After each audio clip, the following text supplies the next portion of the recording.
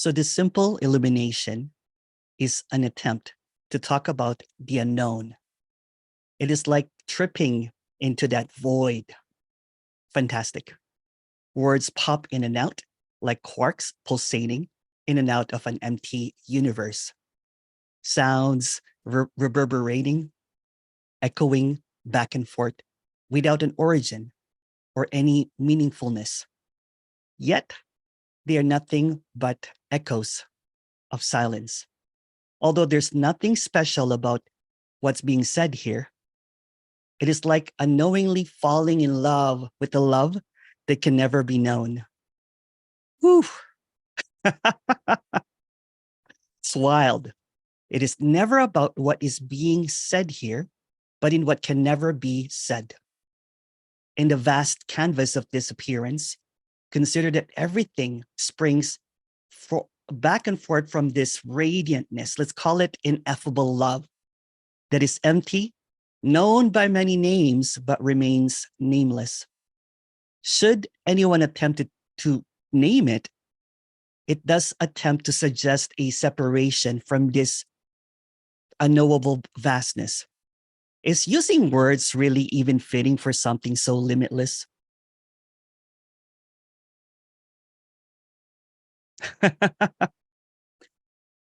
It can't really be said. It really, really can't be said. Yet there's an attempt to call it ineffable love. Ineffable love blends with everything that seems to be perceived, making it inseparable from the sights, from the sounds, the sensations, the feelings, the emotions, the sadness, the gladness, the wowness, the everythingness. It is everything. It's not just an observer. It's part of everything that comes into being. Yet there's no subject or object. So there's really no observer.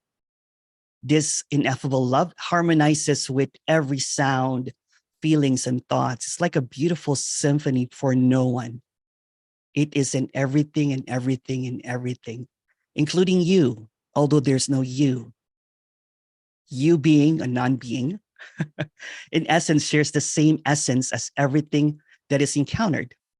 So it's like a beautiful fusion of the observer and the observed. Again, yet there is no subject or object. Let me answer that question in a moment, right? So this ineffable love is unknown. It will sweep you off your feet. It will leave you speechless, yet you will never see it coming. But this love has nothing to do with you. This love is all over your face. It is in the glimmer of your eyes. It is in the blood that flows, that rushes when you flush of your cheeks. It is in that kind of hush of falling in love. Song. It's kind of hush all over the world, that Carpenter song. And there is nothing that you can do about it. This love is totally blind. It is deaf and mute. It has nothing to do with feelings, yet it's in every size of disappointment or frustration. It's in every highs or goodbyes and everything in between, from the infatuation to the heartbreak. It is in the hopelessness of longing. It's in the wild loop of desires. Everyone in the story looks for it. This ineffable love can never be found.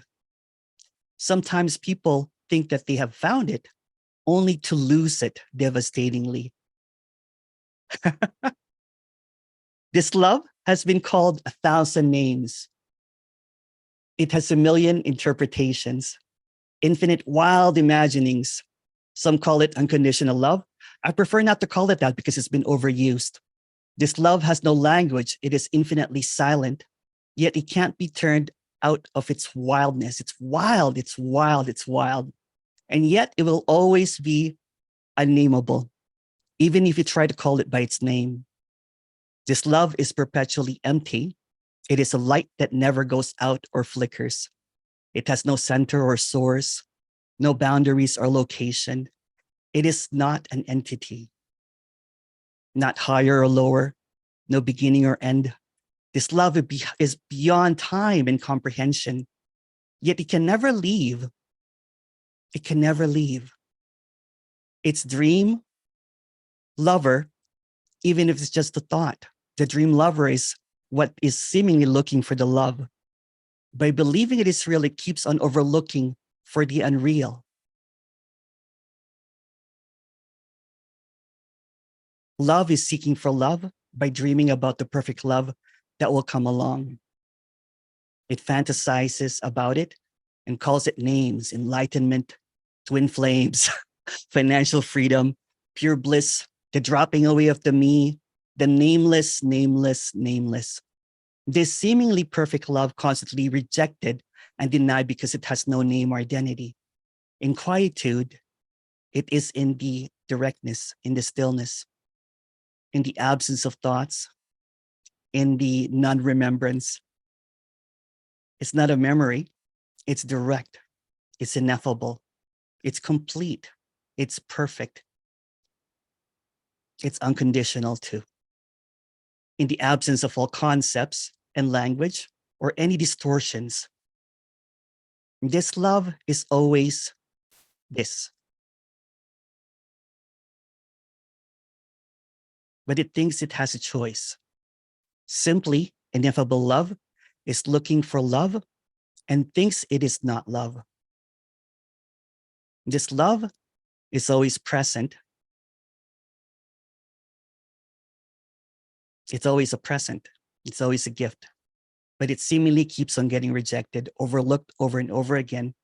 It's like looking for love, but not seeing love as it is. Okay, that's it.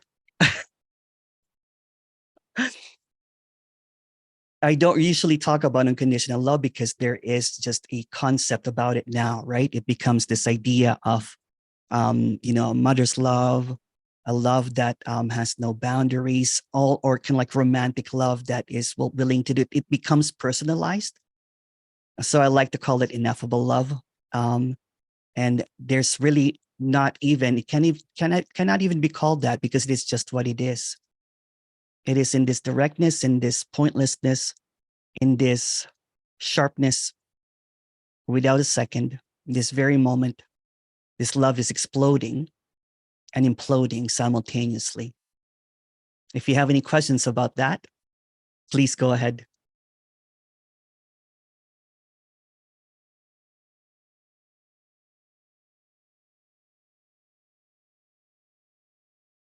Or if you want to talk about it. Okay, sorry. I'm going to use my glasses because I can't see. This glasses doesn't have a lens.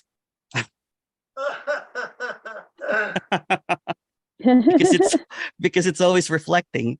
There we go. Okay. Emerson, it's Kathy. I like Hi. Hi. Hi, Kathy. Hi. Hi. A second. I like, did you want to read something? What's that? Sorry. Did you want to read or what? I don't know. Oh, no. Anyway. No. Yeah. Oh, okay. Okay. I like, when you send out the meeting reminder, that photograph you were holding, I don't know. You know what I thought it was? Because I have a small phone. I thought it was caviar. It does look like caviar. It's the space.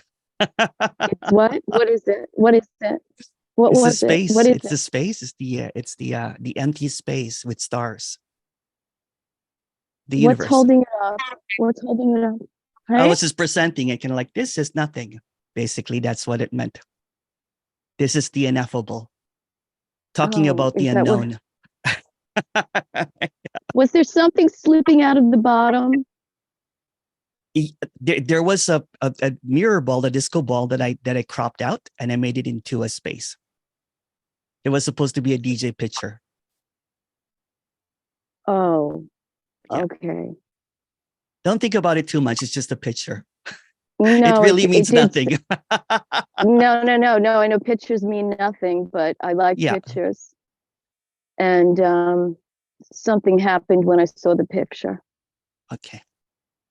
It's just an empty space. It's just an empty I it's know, but something yeah. happened. Okay. Yeah, it was What weird. happened? I don't know. It's just, I guess, like the void or something Yeah. came in, and it was unsettling a little bit. Sometimes, the void is unsettling. It I is, know. yeah. Yeah, you love it. You talk about it. There seems to be a But love about talking about something that cannot be talked about, including the void. Yeah. Yeah. I don't know why I have such a fear of the void. The void is No. fearing the void. The void is looking for the void. The unknown is longing for the unknown. The peace is seeking for the peace. Oh, I wish it Yeah. were that easy. Yeah. What was that noise? I think I Somebody's muted honking. someone. Oh, Yeah. okay. Bye bye, Emerson. Talk to you Thank later. you. Bye. Thank you.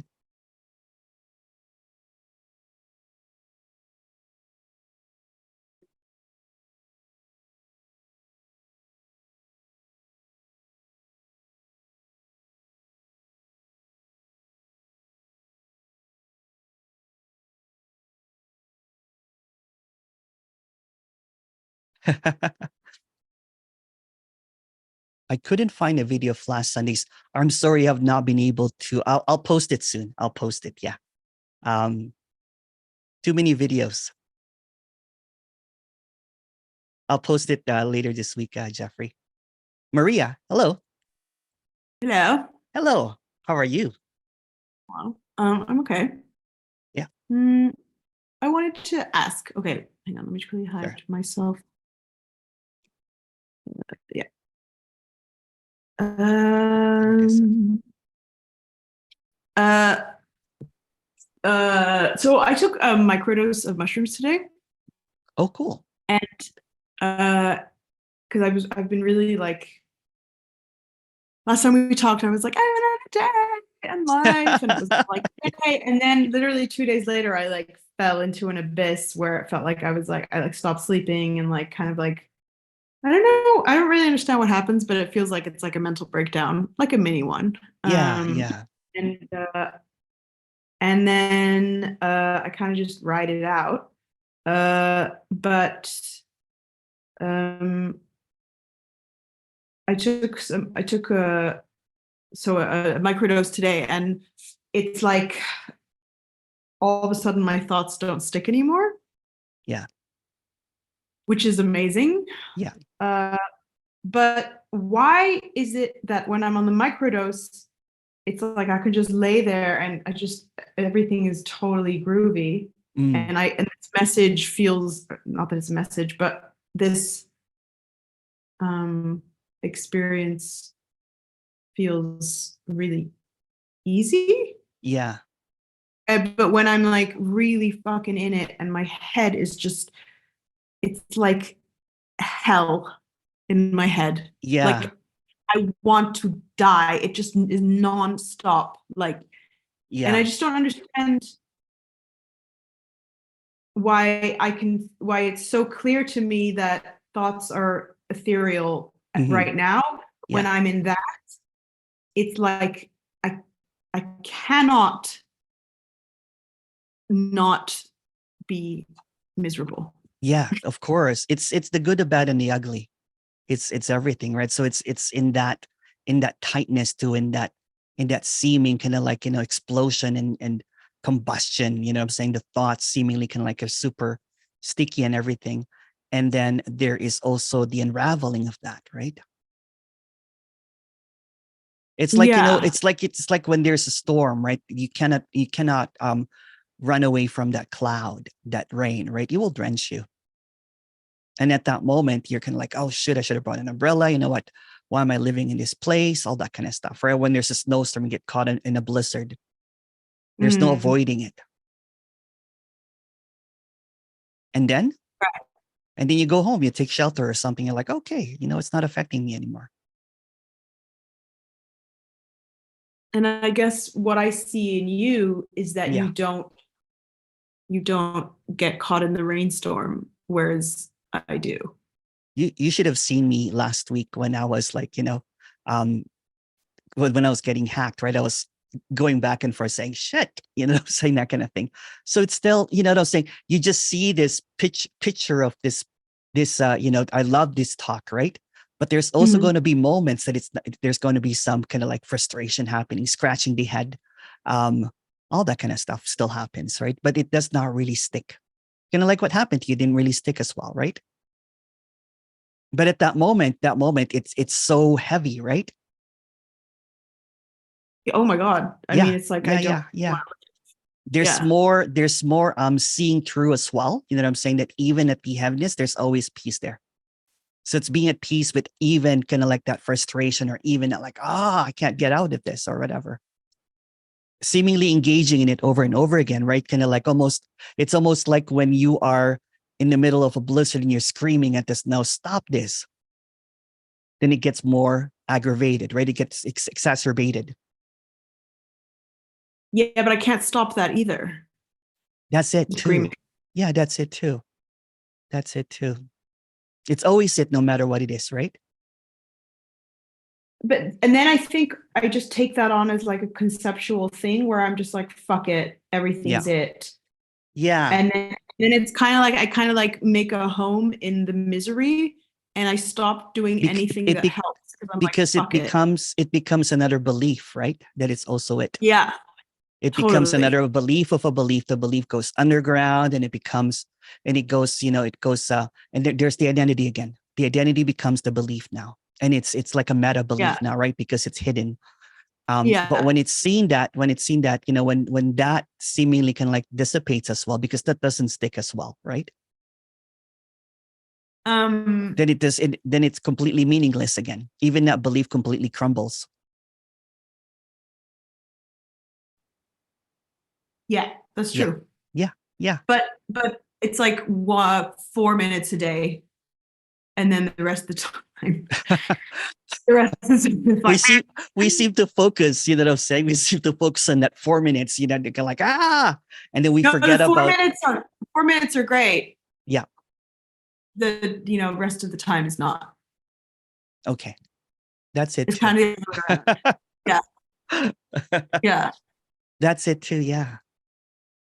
And again, you know what? We can't really try to capture in word. I can't really instruct you to do anything, because instructing it or trying to make that, reinforce that, it can simply be said that whatever is occurring is unavoidable.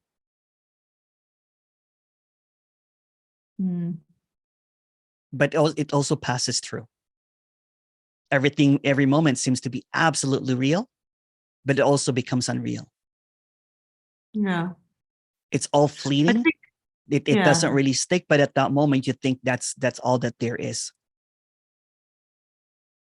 I think in my story, I just had like 3 years of like suicidal depression, where I just like, it didn't get better until it did. Yeah. But yeah. but for 3 years, every day was just a living hell. So it's almost like a conditioning to try to get back into that cycle, right? You know what I'm saying? It's almost like trying to I remember our talks before, how heavy it was, right? And there's, there's lots of relief now, but there's still moments. It's kind of like, there is this, I always say this, it's kind of like a fan that's unplugged. Some people have windmills, saying the fan goes, it really, really goes high, and then really, really low.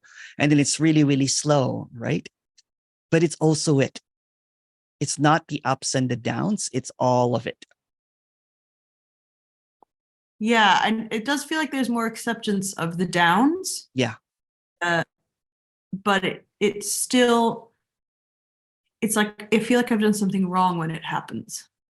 That's like just a I've thought. fucked up. Yeah. That's irrelevant. Yeah. That's irrelevant. Yeah. That's just another kind of like, idea of something that needs to be fixed or something, when that's also just a thought. It's just irrelevant. It's empty. Yeah. Can I ask one more question? For sure. Yeah, of course. So the other thing, like when I'm like chilling here and I'm listening to this and I'm feels very open, and it's right? But then as soon as I think of speaking to someone, Yeah. it's like almost like I have to like zip up my Maria suit Yeah. and like fall back into, and that's when the depression starts hitting again, because Yeah. I'm starting to compare, and it's like, Yeah. Yeah. you know what I mean? Like when I'm in my safe little Yeah. non-duality bubble, everything's cool. But as soon as I start, Yeah. yeah, It's a cycle of being and being, basically, right? The being is I'm Maria. I have all these issues. I have these patterns and everything. yeah, And being is just, like the sounds, the air, you know what I'm saying? The emptiness and everything. yeah. It's like an oscillation between the two, right? It goes, but the thing is, there's really no meaning or being. It's just what is. Okay, Yeah. I can feel that now, and that's what's so cool Yeah. about mushrooms, is that it's like the mushrooms. It's like it's like this. It like forms and then just falls, and then forms Yeah. and falls, and so it's really cool.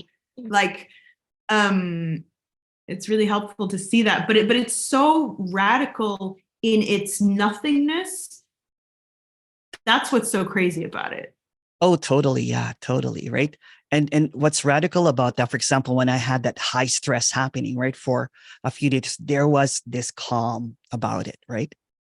It could have been the end of the website, it could have been the end of everything, like including the Stripe account, right? The bank account, everything was attacked, right? But there was a calmness about it somehow. And that's what's overlooked. Mm. That's what's overlooked, right? Um, I don't really recommend mushrooms, or I don't really not recommend it, but sometimes that's what eases it, right? For example, when people, because when the calmness is seemingly more direct. Yeah, that's Yeah, the whole day. What's basically been happening is that I'll get into a thing, and then it'll yeah, just, yeah, yeah.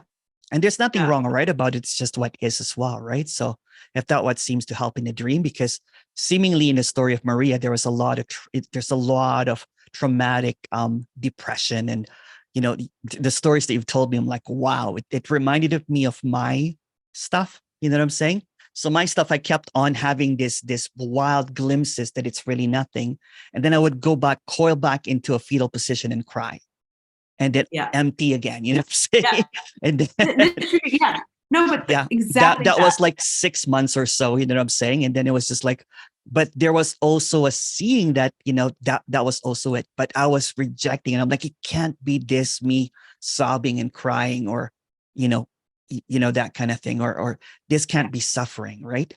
And then all of a sudden, when it's like kind of like that analogy, I say that when you're looking for that ocean of serenity, that eternal ocean of serenity, you turn on your motor and start looking for it. And then when you can't find it, you're frustrated, your engine runs out, there it is. Yeah. And then you Yeah. run the engine again, you know what I'm saying? You keep on looking for it. So, and it was just a lot of resistance to it, right? A lot of resistance to it. The difference between you and I is during that time, I was basically convinced that it will never happen to me. Although it kept on, although that's true too, right? But I was just so devastated by it, right? That I would have this piece of clarity and I would somehow sabotage it. Yeah, that's what it feels like. I will say that this can't be it. This can't be it. Look, I'm having frustration again, or I'm having, depression again. I'm having anger No, again, but right? that's what happens to you. That's Yeah. exactly what happens. Yeah. Yeah. Yeah. And then and I would try to go to meetings, but the meetings kept on telling me that there's a contracted energy or something, and I would just hit my head over and over, over and over. And it was not the meetings, actually. It just simply spiraled out. It has nowhere to go anymore. It has nothing to do anymore. It has nothing to do with me. I've always somehow included Emerson in it over and over and over again, right? Why can't Emerson get this? Emerson will not get this. When will the me drop away? Even the idea that there's no me is still an Emerson idea, right? It's still fueled by that thought that there's something that needs to happen next, that there is a next, that there will be grace, or or I will never get it. So it goes back and forth into that feelings. And I would have sensations all over, like tingling sensations all over my body and everything, right? And it was just wild, wild, wild, wild. And then I was just completely exhausted. I was just completely devastated. And I just didn't want to seek anymore. I was like, I'm done. I'm done. Yeah. I think I get to those places a lot though, but then the Yeah. seeking starts because it's like, oh no, I'm done. And then I kind of just make my home as a sad sack, which is also, Yeah. and then someone's like, ooh, but if you unlock this, you Yeah. can be. There's And then I always just, a next when it comes to thought. There's always a past and there's always a future. So it keeps on overlooking what cannot be named, what cannot be known, yeah. because it's so busy in its thoughts. So kind of like what I said, it's like the ineffable love is looking for the ineffable love, but all it sees is not love because Yeah. it's Yeah. looking. Because looking Yeah. is a function in the thinking, saying, so the moment that there is a movement, then it's not it. But with no Which is funny. movements, Yeah. yeah, but it's always there. It's always there, right? So that 6 months of, swinging back and forth, I'm saying, kind of like crying. And then all of a sudden I'm like, oh, I feel really great today. I wonder how long this is going to last. I fuck it up, That's literally my life right now. Yeah. Yeah. And it was So just there's, gonna like, I'm like, oh, when is this going to be over? And I was just done with it. You know what I'm saying? Because I kept on going to, meetings. I kept on listening to things. It became a practice. This can't be practiced. I was looking for that. It's almost kind of like funny, right? I'm looking for a transmission. And then when I hear that it's energetic, I'm like, oh, okay, you know what? Maybe this will be my transmission.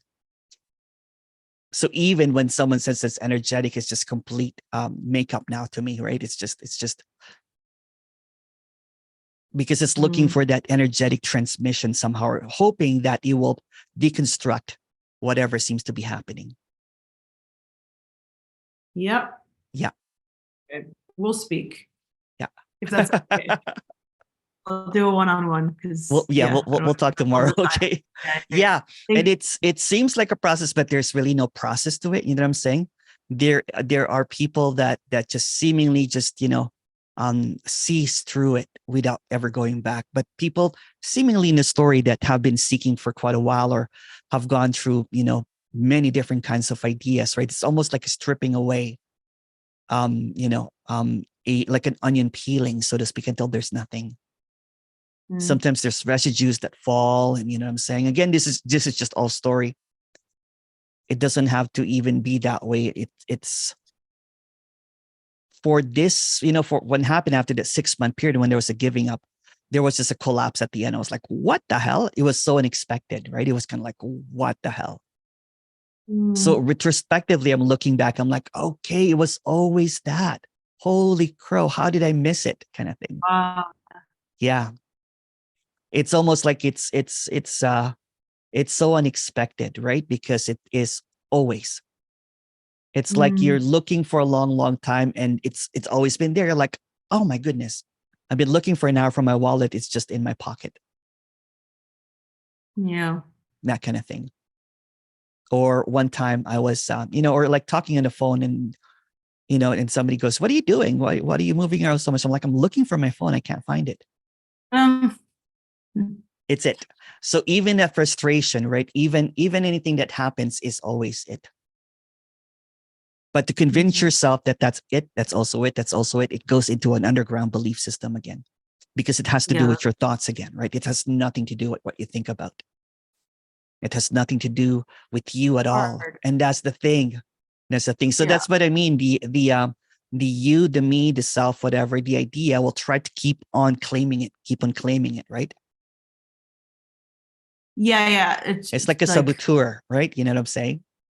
But it's like 1 million, it like jumps on it without. Oh yeah, like there's of course. no space. And on days like today, I'm like, oh, there's some space and I can see it happening. But usually it's just, and then it's just gone. Yeah. Well, especially you had that 3 years of suffering, right? That it was kind of like, it's almost like it's like when someone is retired, they keep on going back to work. Yeah. That's what it is. But there's nothing I can do about it. That's the No, fucking no, no. shitty part. That's what I'm saying. That's also it. So when it's Yeah. seen, saying not thought about as it, when it's just okay. You know what? It's neither an acceptance or rejection. It's just whatever. Yeah. I Yeah. can feel it now. It's Yeah. just tomorrow I'm Yeah. gonna probably be crying when I call you. So Yeah. but that's it too. All right. Yeah. Thank Okay. you. All right. Thank you. Thank you so much, Laura.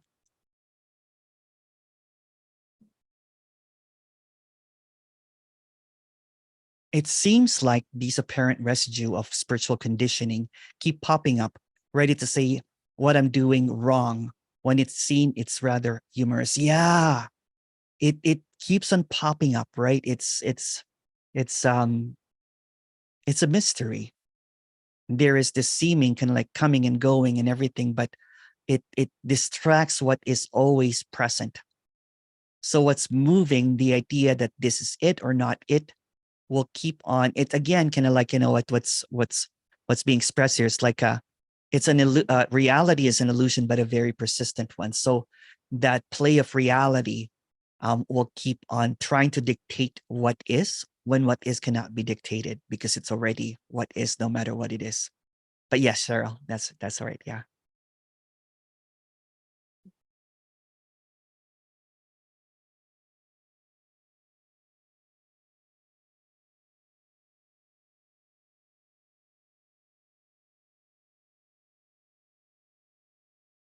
And talking about love, that seeking is almost like an unrequited love. It's like longing for that love, and then when the whole veil drops, when the curtain, behind the curtain, so to speak, the love that you seek is the love that you are, not what you think you are, though.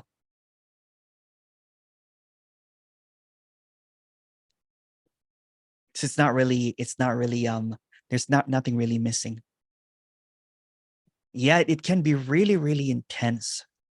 I talk to a lot of people now on one-on-ones, and the intensity of it is just wild, right? It's a wild ride.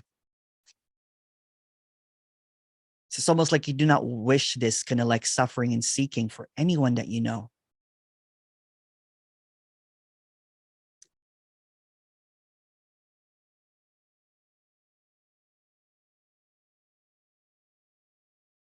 What's radiance, if you can see this radiance, this isness, this directness, right? So when there is just this limitless, boundless directness, when the words just seem to come and go, there is this emptiness in everything that seems to appear, and it cannot really be captured in words. Even saying the word radiance is saying way too much. It's like the trees are not trees anymore. Laura is not Laura anymore. There is nothing that can be figured out anymore and does not need to be figured out. So that seeming, swirl of thoughts seems to just not matter. It just becomes irrelevant. It becomes transparently empty. And there is a seeming radiance in everything.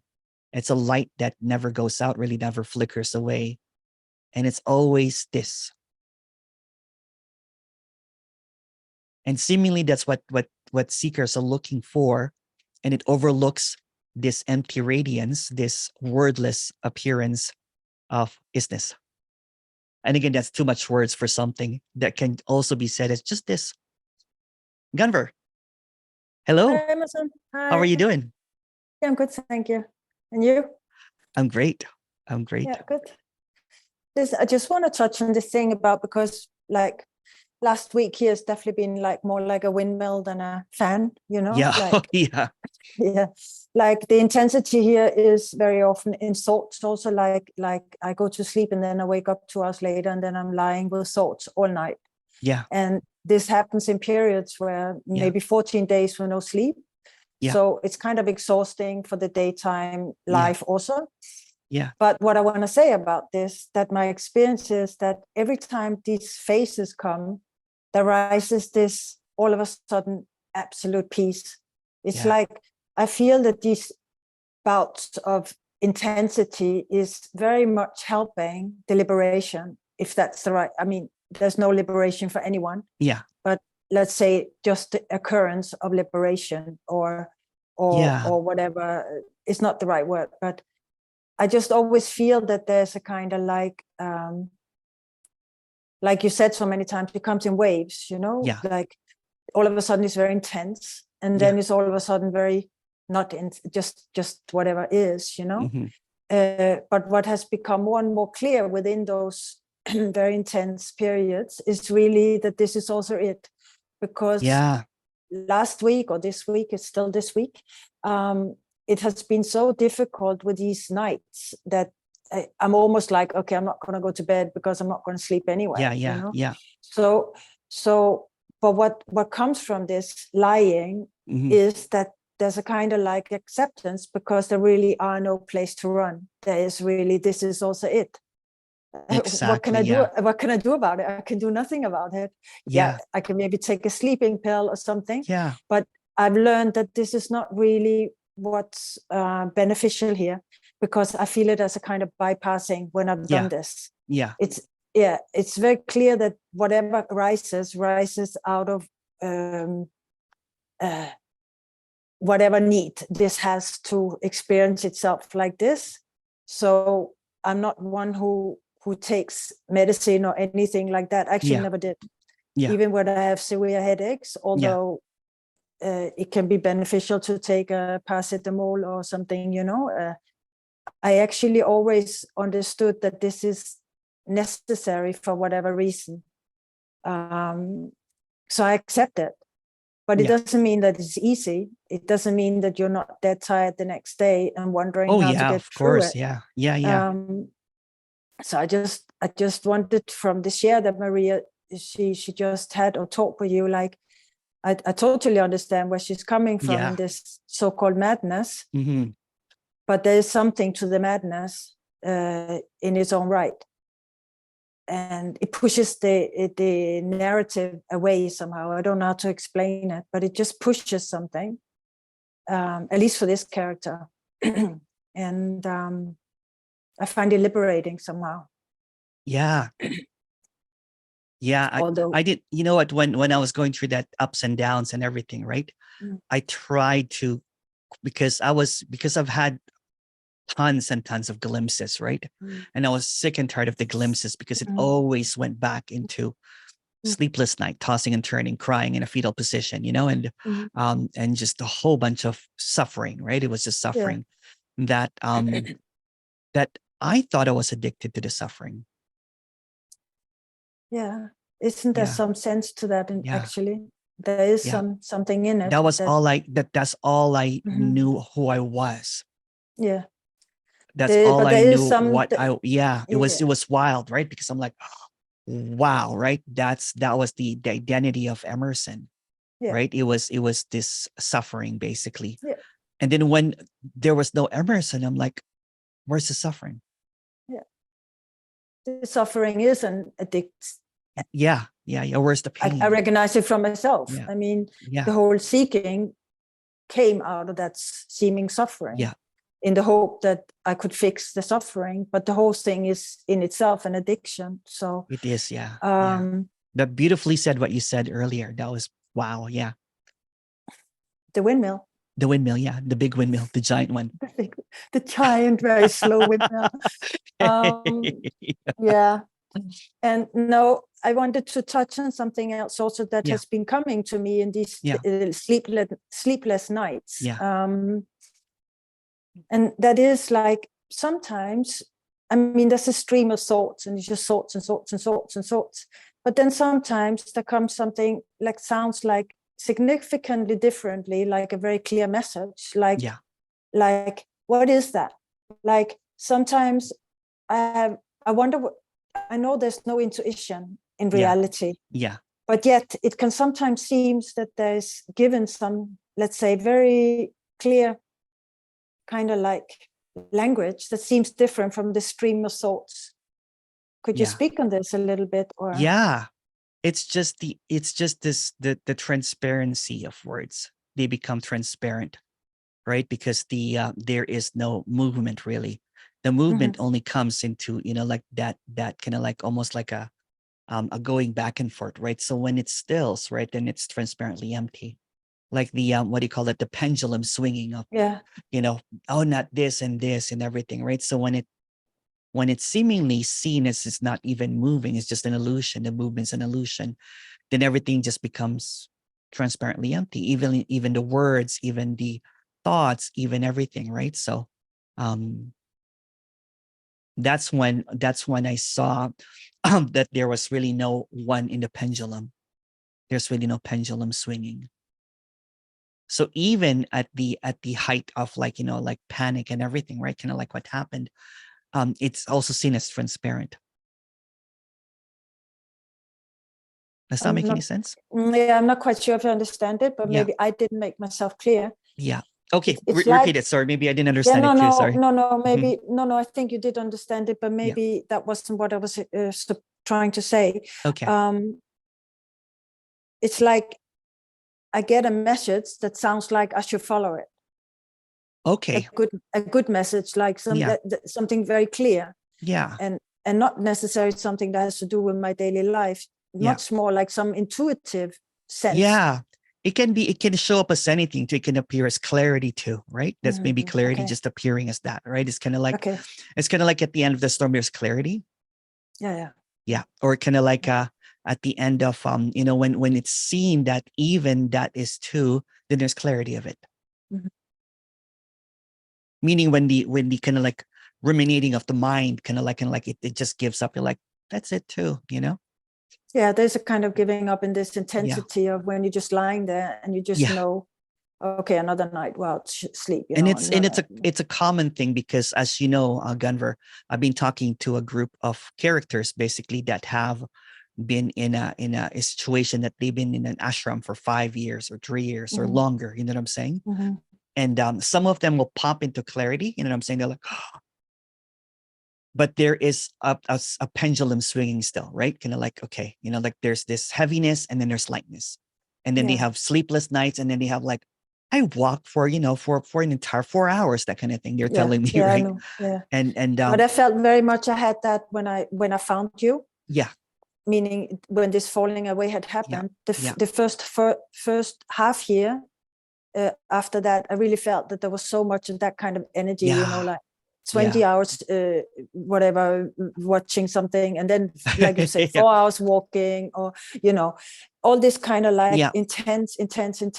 But now it's much more like, and then the big residues come in now, right? It's like the residual stuff, right? Like saying kind of like the stuff that's usually avoided, right? For example, and I'll just say it, you know what I'm saying? Without mentioning anything, it's like when there is almost like a Stockholm syndrome, or when it's seen that it was just an occultic, mind think and everything, right?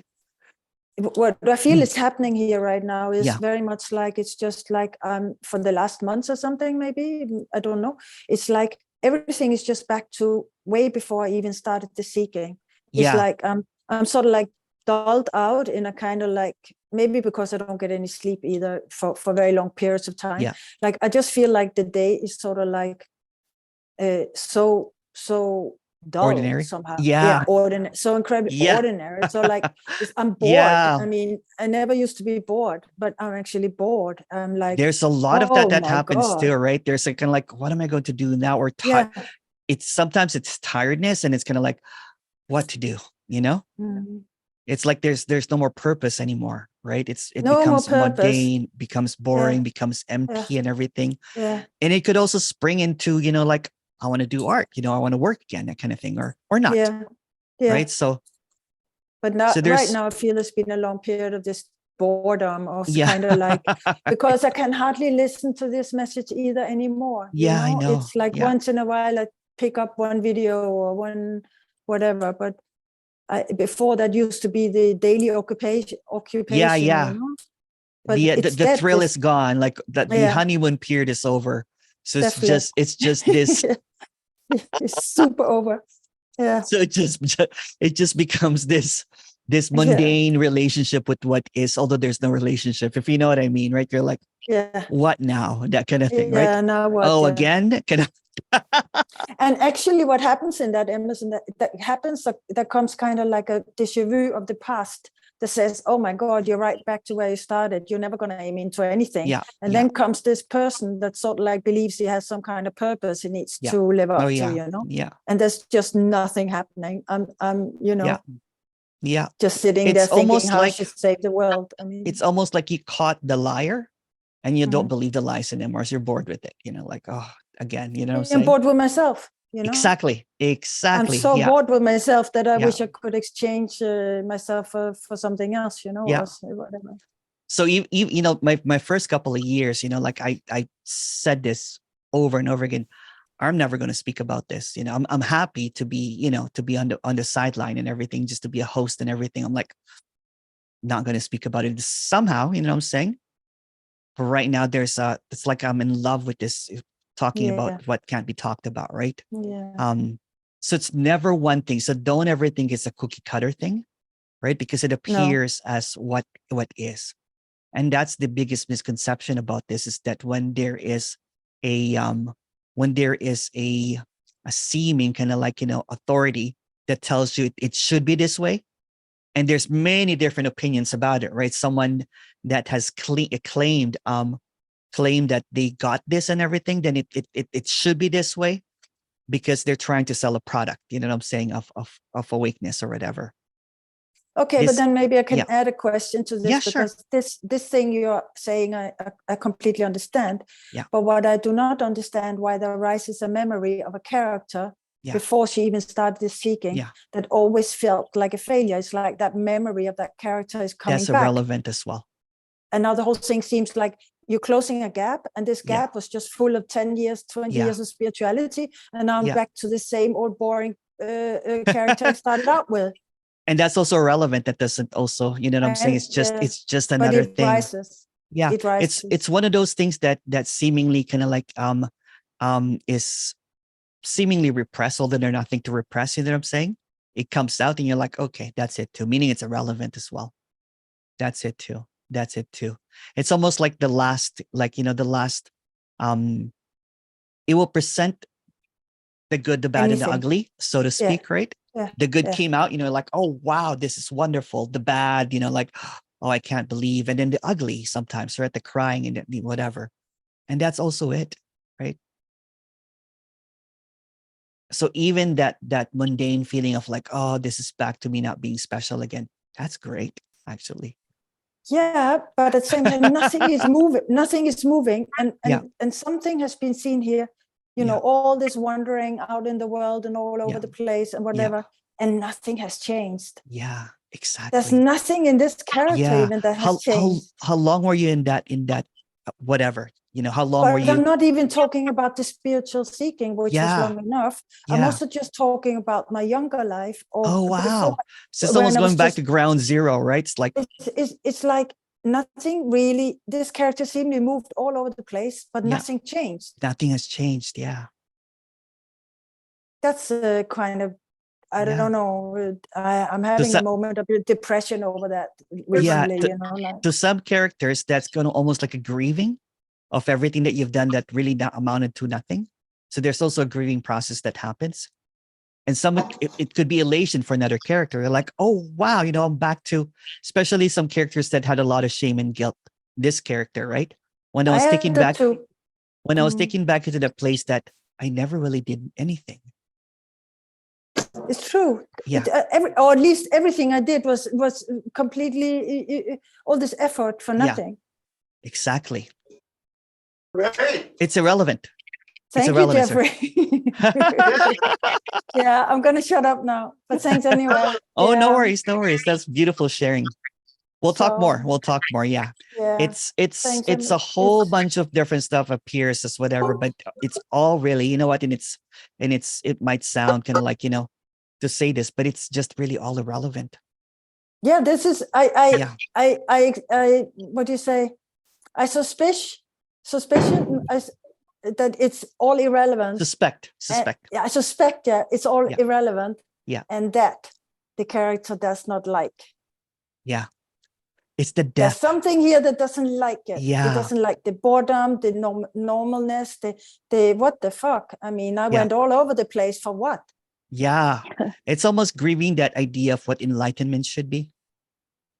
Yeah, but I don't even know what that is anymore. I mean, Yeah, whatever that's you've true. been looking for is like, That's true. Yeah. I think I've been moving through this life with my head in the sand or something like. Yeah.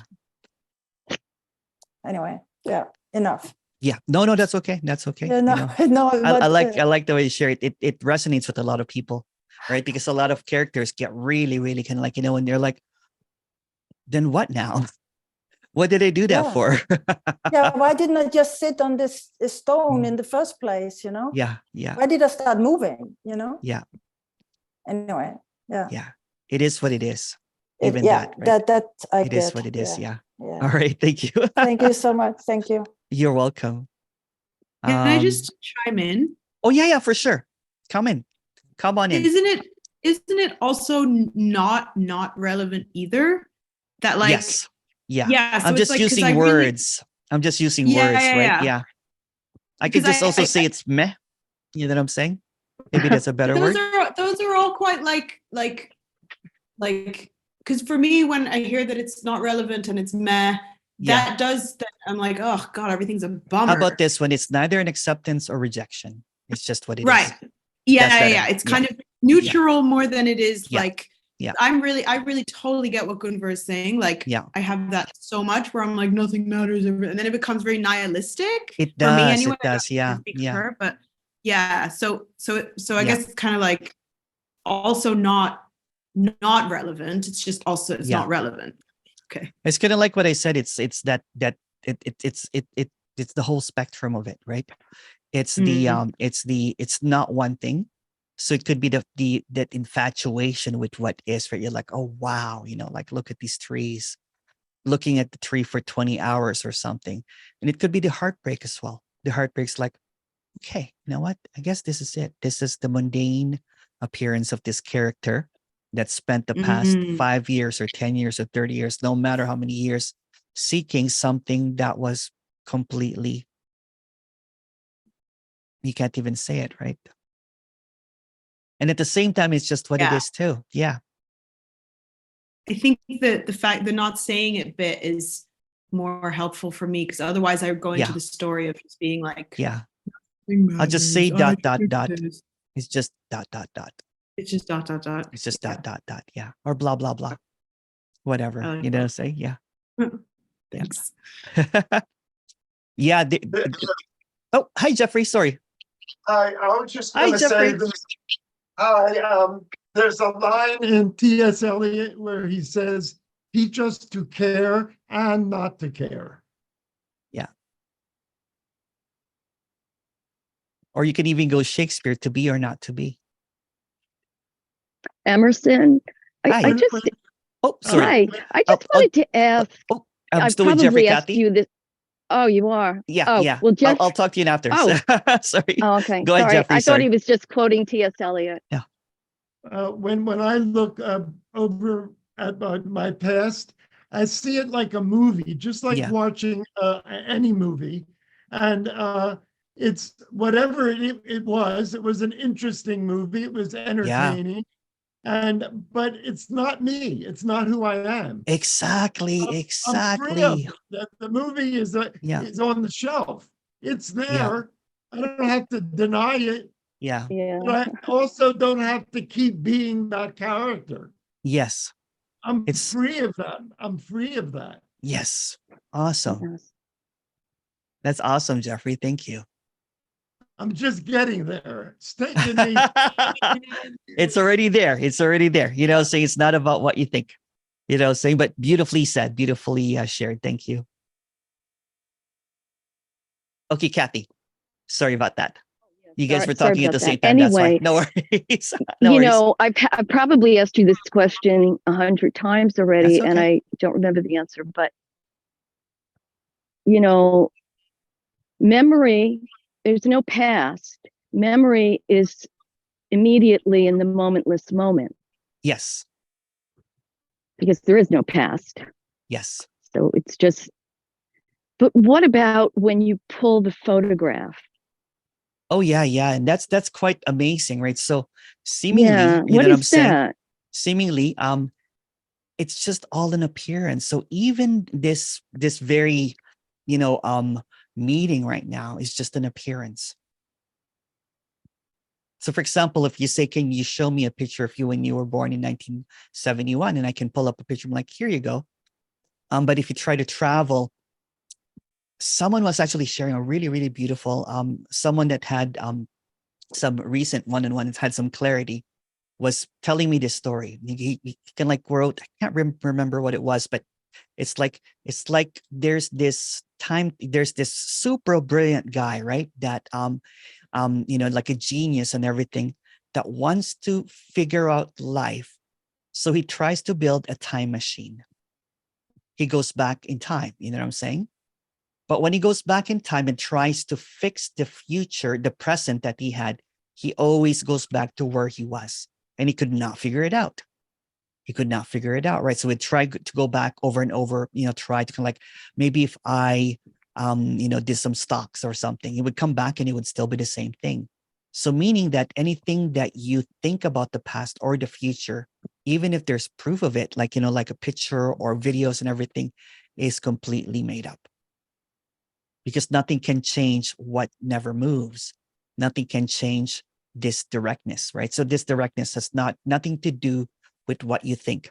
So even when looking at a picture, you're thinking of a picture that was in 1971 and you can date it and everything, but that's just what you think about it too. So it's almost kind of like what he said, you know, the person that I was doing one-on-one goes, there's nothing that I could do or think that could figure out what this is.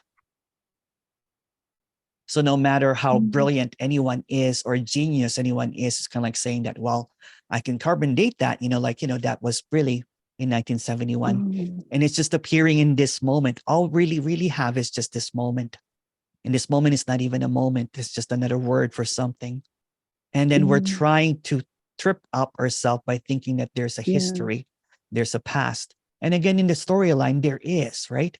But if you want to just see directly into this void and everything, that's what people are afraid of, right? When the void is looking at the void, then everything is really unknown.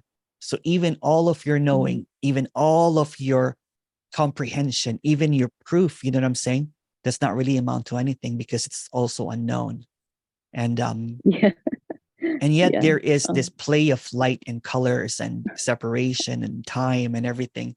But that's all only coming from knowing. Without the knowing, there's just this isness that I can't call anything. You know, we were calling it today as ineffable love, right? But that's even saying way too much. So there's this directness that cannot be touched, right? No matter what we do, what we try, no matter how much we think that we got it, or, you know, emptiness and everything, it can never be touched. It's just settling. Yeah.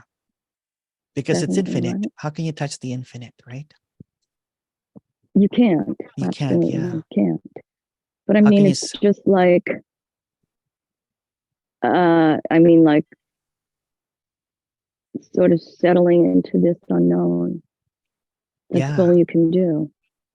Not even Settle that, you know, that's okay. And that's completely all right, right?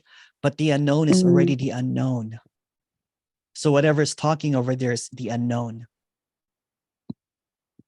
Even when you think it's, even if you think you know, right? That's the thing, right? You think you know. I think I know, you know what I'm saying? But it has nothing to do with what we think. It has nothing to do with what we comprehend. It has nothing to do with our stories and everything, right? It's just this vastness, this directness, you know, that I can't really touch, right? I attempt all the time to try to say, but what always is going to be really clear is that it's already the case. Whatever you're looking for is already. You just think it's not. So you're looking at the void right now. You're listening at the void right now. The void is listening to the void right now, right? And again, we're just using words that seems to create this idea of what it is, but we actually have no idea what this is. I have no idea what this is, and I'm completely honest with it. But there's this directness that I can't seem to touch, and that is the piece that I can't comprehend. So even if there's fire or flood or, hacking that's happening and everything, right? There's this untouchable. It's untouchable. Yeah. And it's not me. It's not my doing. There's nothing I can do about it. But this overlay of whatever seems to be happening, heaviness, whatever, right? It's just a passing cloud. So even the hopelessness is hopeful. Yeah. So when the character got completely exhausted, there's no hope. That's just another thought again, right? That's just another conclusion. There's no conclusion to it's this. Unknown. There's no hope. Me is always lost. Yeah, but again, that's just another programming of thoughts, right? So this is a deprogramming, right? That it can't really be known. So putting statements like it's hopeless just creates this nihilistic idea of what it is. This is not about nihilism, right? So the hopeless is also hopeful because there's no opposites, right? The hopeless is also hopeful. Yeah. It's not a negation. Because there's no opposites, because there's no negation. Yeah. Sometimes, with communicating about this, when it becomes just hand-me-down ideas, right? Then it becomes contradictory.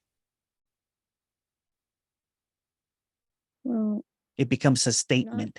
It becomes indoctrination. Yeah, it So becomes it's not about what. concepts, Yeah, and it's they're just easy to concept. get. They're very easy to get, the concepts. I mean, yeah. It's very easy to repeat, right? It becomes a mantra oh for yeah, people. very easy. Yeah, Very it easy to becomes repeat the whole it becomes script, like a non-duality policing kind of thing, right? non-duality scripts. Yeah. Yeah. Oh yeah. Yeah. But So this is going completely off script, right? And just saying, and not even being able to say what it is, right? Kind of like what Maria was saying, it's the ... It's the absence of ideas and thoughts and concepts and anything that has been learned, anything that has been heard, everything that has been parroted. Maria's got to share some of those shrooms. Macrodose. We're caught up in I got the script down, but the rest of it is just listen, I'll wait for the recording because I'm already totally lost in this, totally lost. But thank you. Thank you. All right. Couple of questions here. I have so much. Oh, there's a lot I missed here. Oh, sorry, Kelsey. Kelsey, go ahead. Sorry, I didn't see that. Hi, Kelsey. Hello.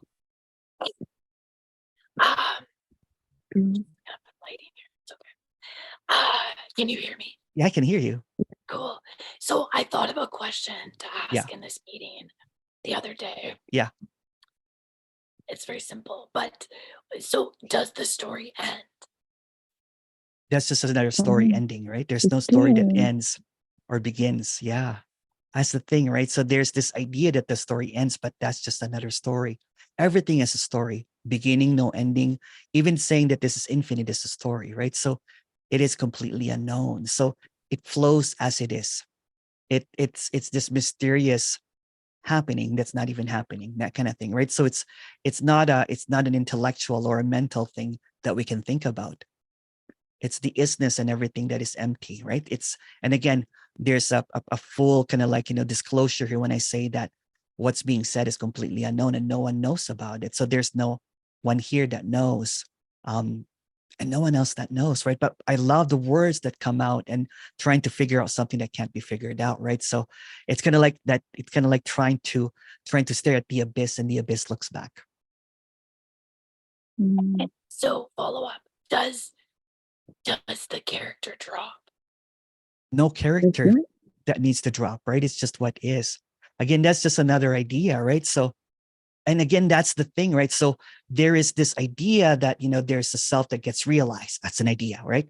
The opposite of it, there's a self that drops. Both are ideas. Both are just made up. There seems to be, you can talk about stories, right? In a story, there's a feeling of something that dropped, that heaviness or whatever. there's a feeling of isness or whatever, or not being separate from it anymore. But that's just more stories again, right? So it is what it is, no matter what it is, and that's the thing, right? So there's this innocence in what's happening, and then when there's a knowing, it corrupts that innocence and think that there's something that needs to happen. So seeking is basically like a distortion of knowledge, right? So you think that there is a higher self, or there is a me to drop, there's a contracted energy. All of it is just made up. Anything that you can think about is just a construct, right? So, and yet, you'll hear this with everybody. He will say that it's unknowable, but they're going to declare that there is a, such a thing as a true nature, or a contracted energy that becomes tenets and, solid pillars of teachings or no teachings, right? So if that's all bulldozered out, then there's clarity. But clarity does not come in thoughts or concepts or teachings or no teachings. It's without words. Yeah, I have a story now. Yeah, that's okay. I was talking to someone the other day. Yeah. And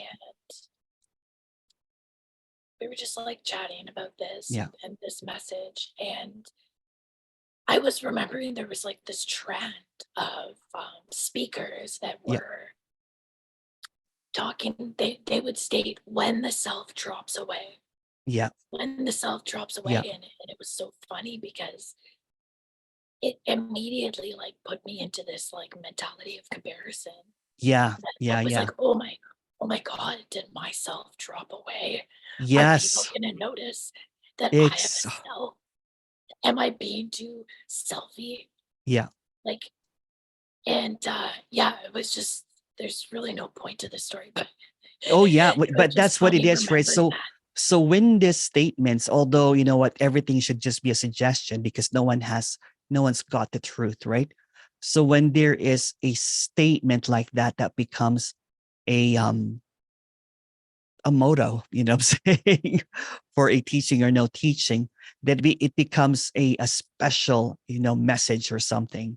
Like, if you go biblical, the message was, in Prophet Muhammad and everything, there is the, whatever. And then the message of Jesus Christ, all that kind of stuff, right? And now there's a new message and everything.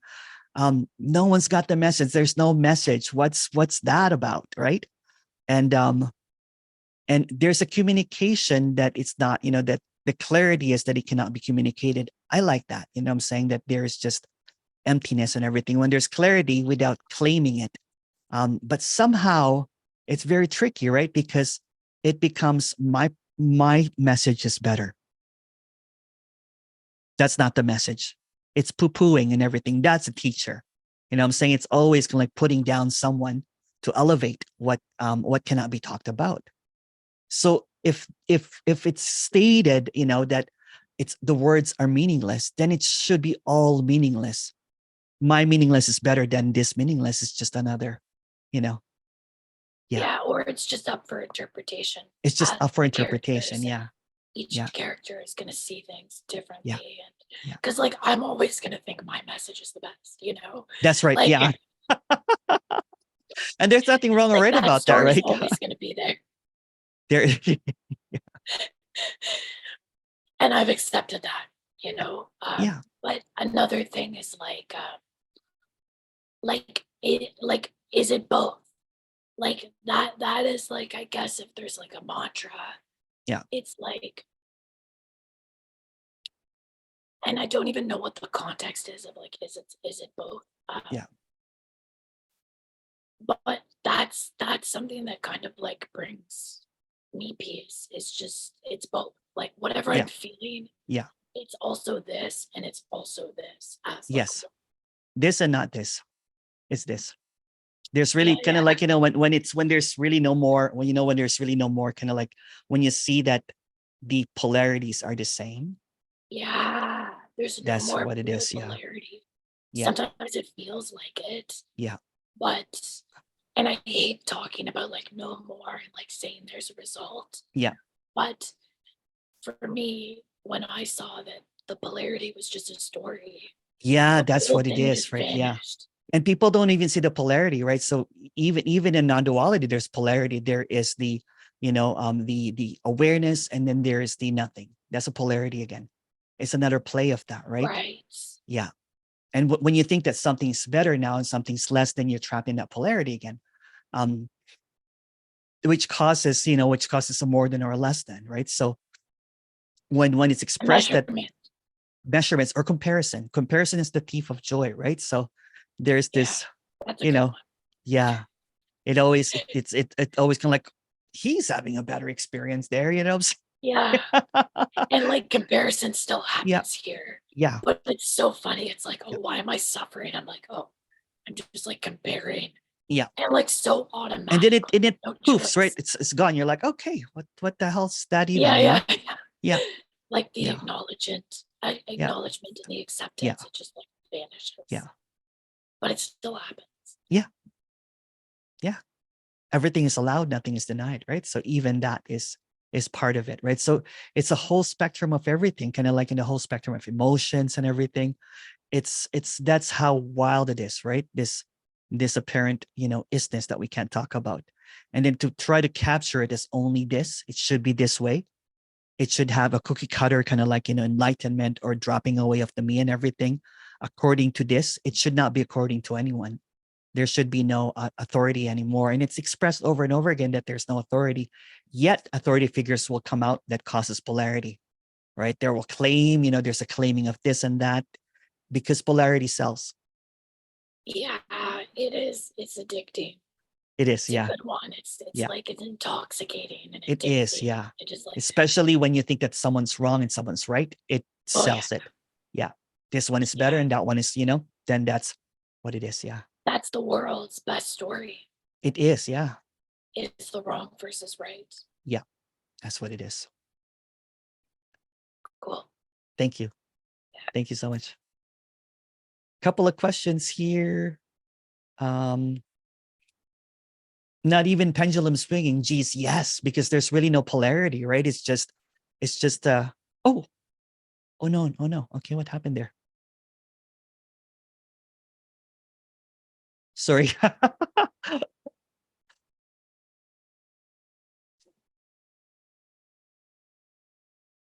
I kicked out Kelsey with my mistake. Sorry. Sorry about that, Kelsey. I just meant to take away the spotlight and I pressed the wrong button. She'll come back. Sorry, I missed the start. Wow, Gunver, I relate totally to this. Boredom, honeymoon period over, no purpose, sleepless nights. Yeah, it can happen that way too, because there's a seeming grieving of what should be, and what should be is just another thought. It's just another idea of what it is. And or it could be an indoctrination of something that should happen. It is just another belief on what seemingly others are saying, right? And there is no requirements for this. There's no prerequisites. It should not be according to anyone's idea of what this is. There should be no lists of what it could be. You know what I'm saying? There are seemingly anything that could happen and everything, right? So the boredom of this is the seeing through all of that elaborate ideas of what it should be. It's seeing through all of the hoax, all of the facade of talking about this, right? And it can appear as anything. Hey, Catherine. Hello. Hello. Hi. Good to see you. Yeah, I messed up. I thought it was 8 o'clock start. Oh no. Yeah. No, the boredom and the grief didn't seem to relate to anything. It's just boredom, and in a way I find it quite positive because I started being creative again. Sometimes I need boredom. Yeah. What do you do now? What creative stuff do you do now, Catherine? I play like an accordion, right. Yeah. Ooh. Yeah. So there's some tunes have come up. Yeah. So it's enjoyable just like that, and the grief as well. Yes, so much, just like emotions just rising, and I can be almost laughing 1 minute, and the next it's like, oh, it's like needing to cry, and but This is almost like everything that was. There's nothing against or for it. It's just what takes place, you know. It's almost everything that was being held back is falling out, right? It's like everything is flowing. Yeah. Well, I don't know. I mean, you don't even know that, you know what I'm saying? Well, yeah, but I mean, I did cry. Grief and crying was a big part of my life. Yeah. So, but just there seemed to be this heaviness and heavy, you know, feeling, and then the next minute it's like, was it ever there, you know? And stuff seems to be, it's just, it's like the filter's gone, you know? That's what it is, yeah. The filter's gone, and it's like, oh. That's what is too. Yeah, it's almost like the unfiltered. It's almost like the it's, and this is just a story, right? It's almost like a call to authentically love what is, whatever seems to be appearing, all the good, the bad, and the ugly about the character, because it is also what is. It is perfection appearing as our guilt, our shame. You know what I'm saying? And it's almost like a beating down into submission of something that was never was. Because we have all of these structures and conditioning seemingly of what it should be and what we are. So for no apparent reason, it just all falls apart, right? What it should be, yeah. Yeah, just like Gunvor was saying, that even, you know, the old self, even from childhood, or, you know, it's like, oh yeah, that's it. Because there was never anything wrong in the first place with it. It's just like that. Exactly. It's just like that. It's just other people might make comments, oh, you know, or our own mind, you know, there's a parental record that can go on of how you should be, or how, because you don't know. You don't know how you're supposed to behave in society. You can only like learn it by observing other people. You haven't got a clue. Yeah. And even like what to wear, what do people wear that when they go out to, and it's like, I didn't even have a clue, even as a grown up, you know, still. And there's no such thing as a grown up. That's what it is. It's almost like a return to the innocence, you know what I'm saying? And the innocence can appear authentically as like, I don't like this, or, you know what I'm saying? Or I'm bored with this. It's just what is, but it has nothing to do again with you. You know what I'm saying? It will keep on seemingly in the story, right? It will keep on repeating over and over again, but it has nothing to do with what you think of it. And that's what is the, it's kind of like when there's no filter, right? It's like, oh, wow. Yes. And like you just said, it's nothing to do with what you think. Yeah. It's not what you expect. It's sort of, no one can know what this is. No, exactly. Yeah. It's just assumed. It's assumed knowledge. It's all assumed that, oh yes, that's that. It's a really wild assumption of what this is, right? And books are written about these assumptions, about truth, about the absolute, about no self, about no me, about whatever seems to appear, right? So it's just a whole bunch of mumbo jumbo. And it can be quite frightening. Yeah. Because you don't have anything to hold on to. A belief, that's right. A belief or a knowledge. And when people, you know, I was taking a side, you know, oh, this is wrong. We have to stand up. And not, I don't know, you know, there's, I guess the neutral seems to be, but it's not neutrality. It's just, there's nothing to replace being on one side or the other. And yet sometimes a side might be there. We don't know, do we? Yeah. Well, we don't.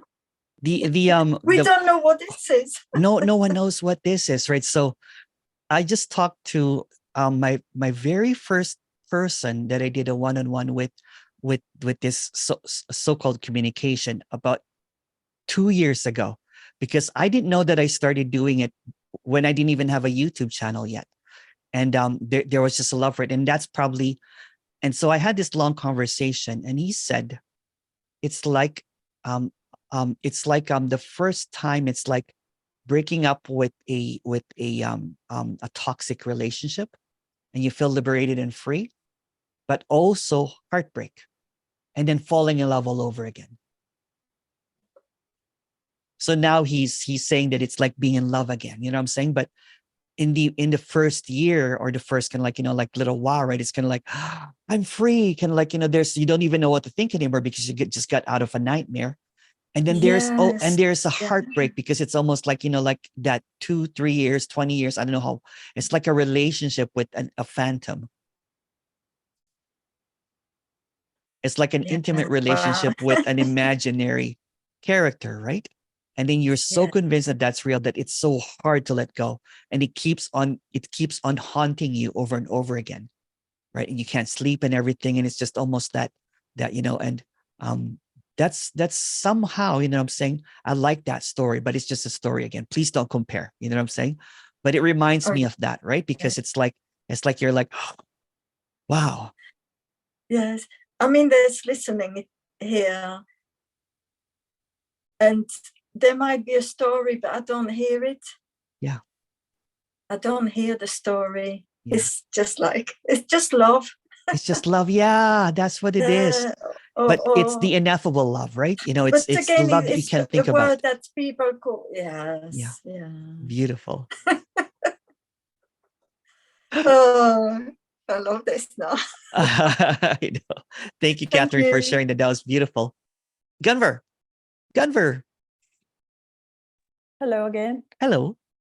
I just wanted to, this thing that Catherine just shared, that was really what I felt. She really pinpointed it for me, like this thing that there's no growing up. And all this doing, there's this very felt sense, or maybe even knowing, that there was something behind never changed. And that's what's being seen. Yeah. That and that's the void, really, right? It's the ineffable. Yeah, that's what I feel has been seen here. You got it. Yeah. Not you, but spot on. Yeah, spot on. That is like, what was all this doing for? And then coming back to, but I never changed. Yes. And there really are no growing up, like Catherine just said. What's that all about? There's another concept somehow, like, what does it mean to grow up? I never felt like I was growing up. I always felt like, oh my God, the other ones, they're managing it. They got their shit together. Yeah. I can't get my shit together no matter how much I try. I'm just a failure in the world of characters, because everybody else got it. They got the cars, they got the marriage, they got the children, they got the career, they got the looks, they got everything, And I never got that. And I was always running and chasing and comparing, like Catherine just said, like this suffering, much suffering came from that comparison, and then turning seemingly in the world older and older, and it's maybe charming to be 25 and a failure, but it's less charming when you start turning 45 and 50 and 55, and you can't lie to yourself anymore and all this shit, you just got to face yourself straight on, like it probably pushes it in the end. And I love that, because this pushing, the suffering, very much helps you to step over that edge somehow. It becomes like a rock bottom somehow. It does. It's almost like I wanted to add to this. It's kind of like, on my journeys to self-improvement, when I saw that there's no one to improve, I wasted 30 years, because there was a glimpse when I was in my 20s. I was like, and that was it, you know what I'm saying? But I kept on thinking that there was something more. Mm-hmm. And people kept on telling me there was something more, right? I also kept telling myself. I kept on telling myself, and hearing, like all of this enlightenment stories. And I was always overlooking it, because I was always listening, comparing to what others saying, that there's a me that drops away, there's whatever, I'm saying, it's just all concepts, right? there was never a me in the first place. There was no self to improve. So I took this 20, 30 years of self-improvement and I took it all the way, right? When I got all the way to that self-improvement kind of like trajectory. And then I saw that there was no self. There was a relief that there's no one to improve, but there was also a huge disappointment. Yeah, of course. Yeah. The investment is somehow That tangible 30 years at that investment. point, you know? Yeah. Yeah. And But all with my the- friends in my 20s, you know what I'm saying, have gone through whatever, right? And here it was because I was so convinced, right? That the ultimate, you know, the ultimate goal in life is to reach the highest peak of enlightenment. And it has to do with the self. So when it was seen that it was really nothing, it was just all empty, I was like, yeah, it's a shocker. it's a I mean, shocker. it's Yeah. like, yeah. Yeah. But the thing is, like, you know, in a way, people are growing up and improving. People who don't, from the very beginning, I think, and I don't know if I've seen this very early in my life, like as a child or something, because there's always been this doing, even in the world of doing, you know, before, and there I didn't feel I was growing either. Yeah. At all. That's But I true. saw my friends were growing because they felt they were growing. They were becoming better at what they were doing. They earned more money. They got some children. They moved from their apartment to a house. And so they felt they were growing within what they believed to be growing. But it's the same thing. Yes. But I never had that sense. I always thought, no matter how much I grow, something is not growing.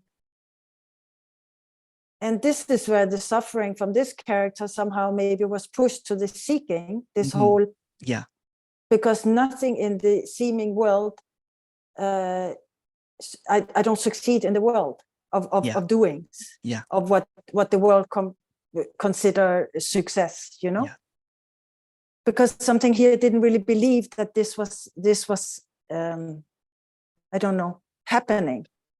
It didn't believe in its own improvement, even if there was seemingly improvement in the world. Yeah.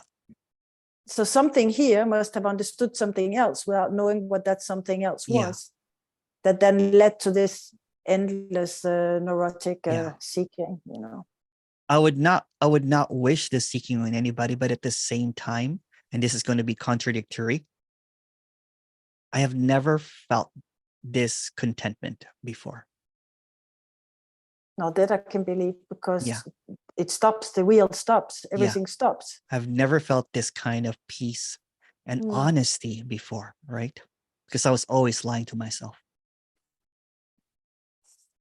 Yeah, I was always lying to myself also, but I don't know. I know you're gonna contradict this also, but I'm not where you are in that sense. There's contentment, but not like. I would put it in another way for this character. There seems to be more harmony in that seeming acceptance of daily life, although it contradicts what I just said before. Exactly. Because the boredom and but anyway, everything is a contradiction, you know. So it is, because I can keep going like this. One moment I will be bored, and the next moment I think the world is fantastic, you know. That's what to do. It's everything is allowed, right? Everything is allowed and nothing is denied, right? So it's that ineffable love, right, that we can't figure out, right? So it accepts, it seemingly accepts and rejects at the same time. Does that make any sense? And that is what is all, that is the chaos and the completeness of so it accepts reality, also rejects reality. Accepts love, rejects love. It's mind-blowing, right? You're like, wow.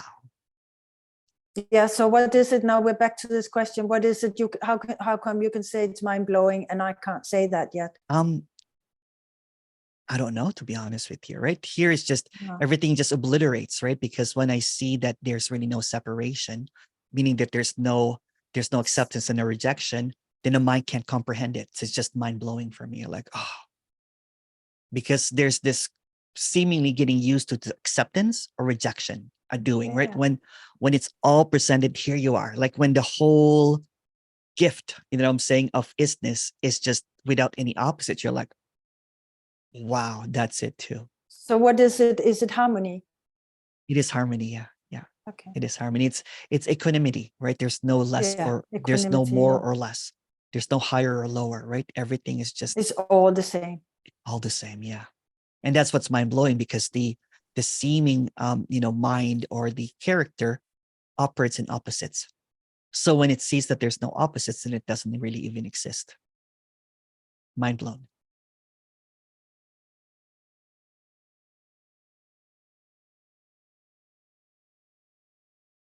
Okay.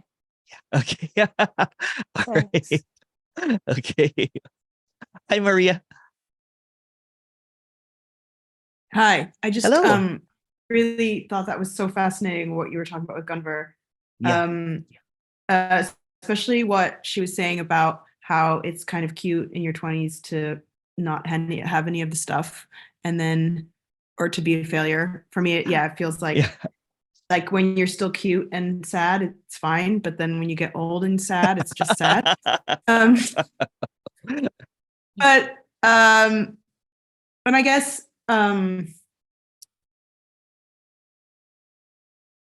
yeah, it was in this story, it was getting ugly, I was like pushing 50, right, and still bawling my eyes out, saying. Yeah, I know, completely. I was walking around today being like, I just look like a weird like growing older woman now, which is, And there's then nothing the wrong story, with that really, but in this story, apparent others are probably going, what is wrong with him?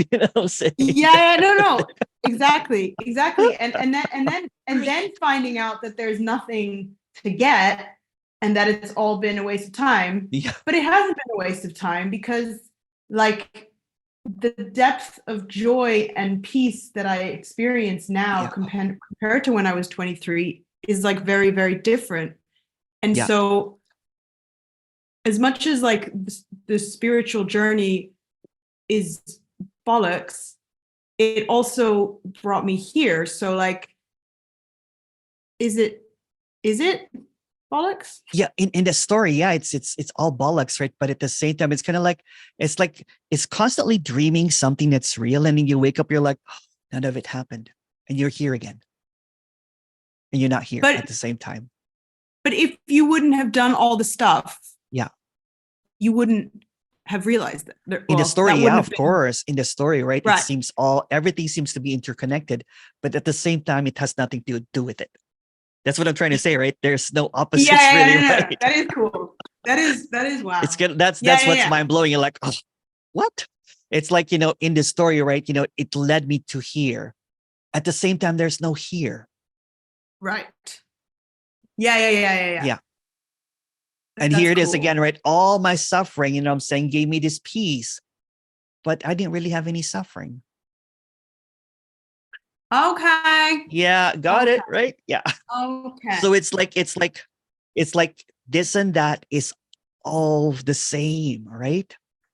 Yes, and it's not this stark, empty abyss of no. It's But the abyss, everything is allowed, nothing is denied. So this is, I'm saying, this appearances of opposites, right? Which is just the abyss, which is unknowable, right? So it's simultaneously appearing and at the same time not appearing. Again, it's unthinkable. It's like, right, but that's cool. Yes. That's helpful. It is, yeah. It is, yeah. Okay. Yeah. So there's this kind of like what I'm telling you, like what I told you when this was happening, and there's chaos. I'm like scratching my head. I'm like, fuck, right? There's also peace. But it's not the opposite of the chaos. No, it's not. It's not. It's the same. It's the same, right? It's the same. There's nothing that's separate. There's nothing that's separate. So even this time is timeless. Yeah. This finite is infinite, right? It's wow, right? It's like, yeah. How? You know what I'm saying? And you can say that, how is this happening? And you can also say at the same breath, it's obvious. Yeah. Why? Why not? Why is it obvious? Why not? Because you can't think of it. You know what I'm saying? It's this. Right. Yeah. And it's not like the chaos It's always here. It's obvious. I'm saying what you can't think about is always here. Yeah. It's obvious. What you can think about is always here. It's obvious. When you can grasp, it's always here. It's obvious. The ineffable is this. Yeah. Yeah. There's no separation. It's this separation. This is separate. There's also no separation. Wow. Right? It's just unthinkable. Wow. It's nuts. Okay. Yeah. Because I think that's what the swinging is, the meaning and the being then. Yes, but the meaning and like being landing on are one the and then landing on the other. same. The meaning and being are the same. That's what I'm trying to say. They're the same, but they're not opposites that are the They're same. not opposite. Yeah. No, they're just the same. They're just the same. Yeah. Yeah. Yeah. Okay. No matter what you think of it, right? Your thoughts try to create this, pendulum. But when it seemed that the thoughts are irrelevant, what's a pendulum? What's an opposite?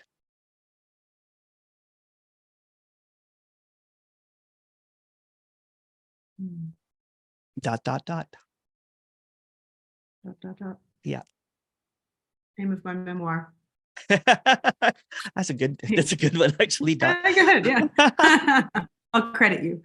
Oh, thank you. You don't have to, but thank you.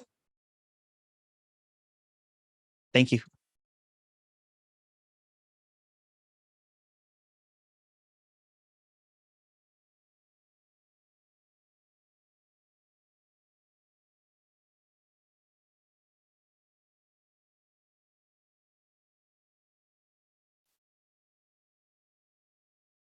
So Bob goes, oh, here, there's Tegan goes, I have so much time now too that I'm not seeking, that I'm bored so much too. I feel like my life doesn't have any purpose, which it doesn't. I need to find new hobbies to fill the time. Yeah. For quite a while too, I was like, what to do? Say there's only so much Netflix that you can watch, right? I watched a whole bunch of cult documentaries, because I was like, I was in a cult, that kind of thing. So I watched nonstop. I watched that Wild Wild Country with Osho. I watched so many. Hell House. Maria, did you watch that one? No, what's that one? The Hell one? The Hell. Holy Hell. Holy Hell. Holy Hell. Yeah. Holy That Hell was is wild. maybe the most bonkers one. It is bonkers. They're all bonkers. They're so bonkers, right? So yeah, so there was just fascination with that. And then, you know what? I dusted out the old piano. I'm saying I got a digital piano and I started playing music. I'm like, wow. And I play that and and then I love doing the graphics for my YouTube video. Little things, right? Little things. Walking has taken a big part of my life, right? I walk so much now. It's wild. It's wild, right? It's the simple little things, right? So that seeming boredom can also be magical. Because I'm not, because before I was glued into seeking. I was, I spent like, it was like a full-time job for me. I had books. I was like, I would have books all over the place. I had my notes and my things, and I was just very, very, earnest, neurotic seeker that was always, and at the same time, right? I would get my dose of clarity. I'm like, saying, and then I would be recoiling in pain and suffering over and over again. Yeah. Bob goes, I can relate as well. Boredom, no purpose, not amounting to anything, no sleepless nights though. Yeah, it can appear as anything. There seems to be an idea that when there's an authority, when there's a no person or a no speaker or an awareness teachers, that what they say is truth. They're just words. They're all made up. It's just stories. You can't make one story real and one story not real. Again, right? Same. It's just stories.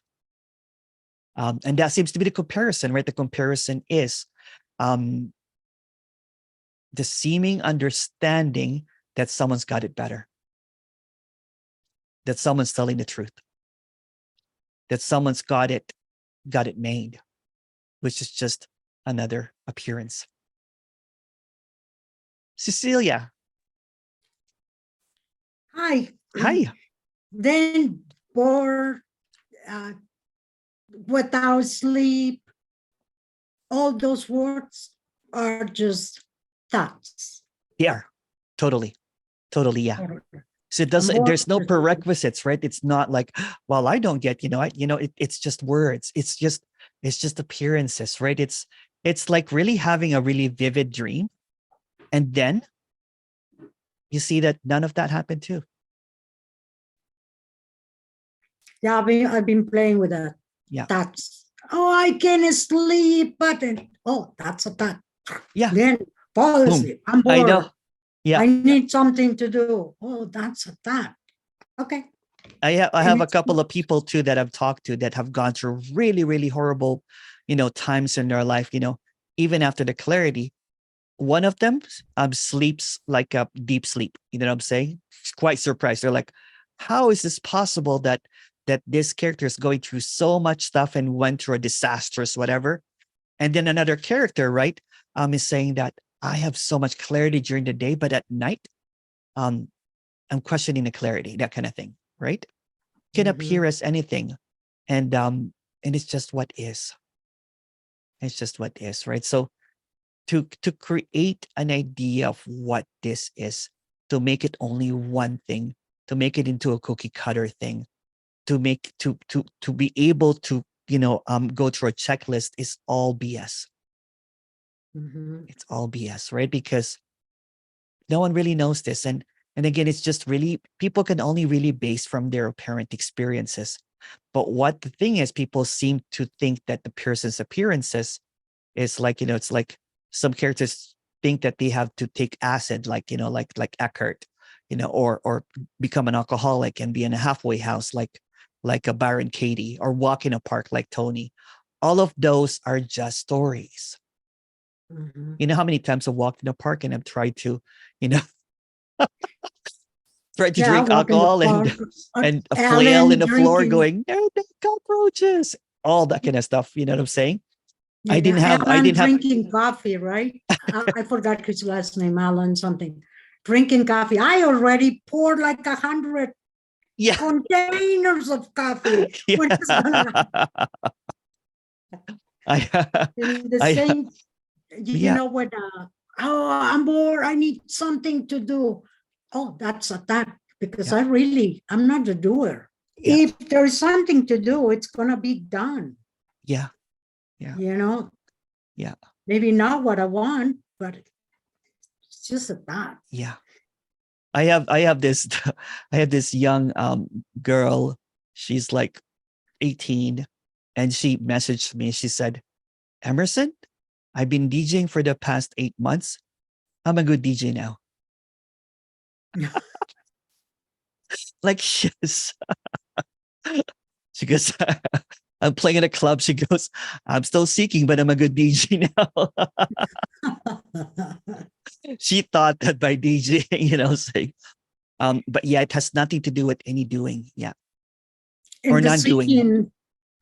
The seeking, it's not just related to spiritual or, finding it's in everything.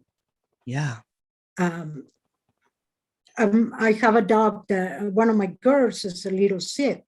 And then the seeker was looking ways to help her. Okay. Or anything, massage, anything. And then I was like, oh, wow, the seeker is just trying to find it. Last night I was massaging her, and then so many sensations came together, and I thought, okay, that's a thought. Yeah.